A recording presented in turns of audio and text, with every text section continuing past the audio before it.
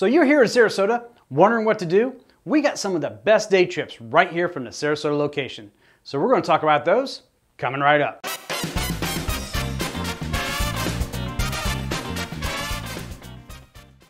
So hello and welcome to Sarasota Florida Living, where we teach you everything Sarasota and the surrounding areas. Hey, if this is your first time on the channel, please go ahead and like, subscribe, and share with your friends. We really appreciate it. Help us grow this channel.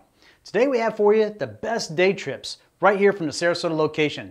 So let's jump on this list right now. Our first stop we have for you is the beautiful St. Petersburg, Florida, known for its beaches, the Dalton Museum, the Fort DeSoto Park, and also a center for arts and culture. We're going to review some of the things you must do when you're in St. Petersburg, Florida. If art and culture is your thing, make sure you swing by the Salvador Dali Museum. They have 2,400 pieces of art from Salvador Dali himself. The exhibits are either permanent or rotating. It just depends on what time of the year you go through. And the tickets range around $29 for adults, and for children under 5 are free.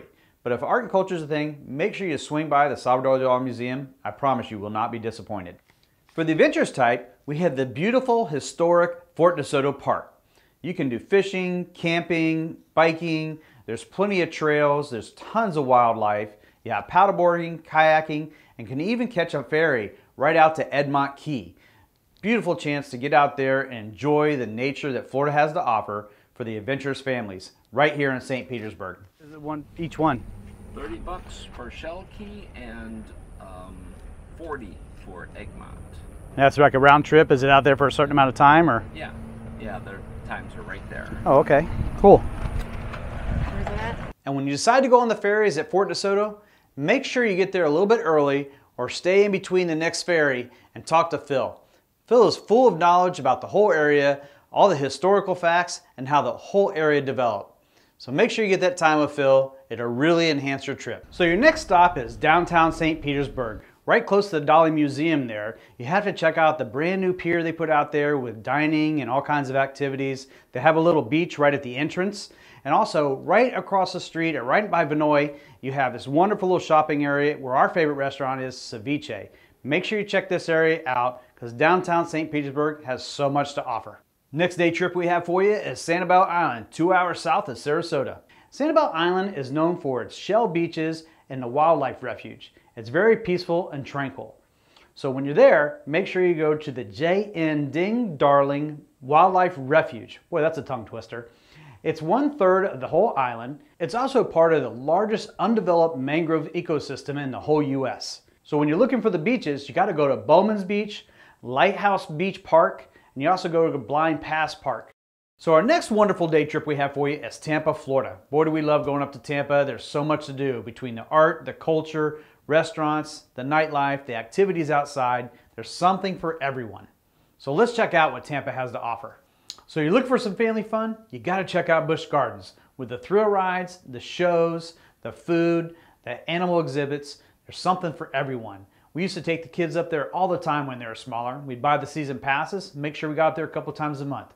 It was a great day with a family, and it's something you definitely got to check out when you're in Tampa. So your next must-see when you're in Tampa, Florida is Ybor City, known as the heart of Tampa. This area is rich into Spanish and Cuban culture and was once known as the cigar capital of the world. Now this area is very popular with locals and tourists alike, with the restaurants, the shops, the museums, the art. It's one of the areas you got to check off your list when you're in Tampa, Florida. As we wrap up our tour here of Tampa, there's so much to do. We can't hit it all in this one video. But I tell you what, don't forget about our sports. We have the Tampa Bay Bucks with Tom Brady coming in to help us be the Super Bowl champ. We also have the Tampa Bay Lightning with 2 Stanley Cups. We love going to those games. And we also can't forget about the Riverwalk. Down along the Hillsborough River, we have the Amalie Arena where the Lightning play.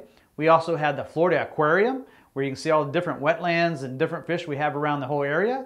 And when it's lit up at night, it's gorgeous. The restaurants and bars along this Riverwalk, you can travel up and down on foot, or you can go right down the river. That's where they famously threw the Super Bowl trophy from Tom Brady to Gronk. It's a good thing he caught it, because that'd be a different story altogether.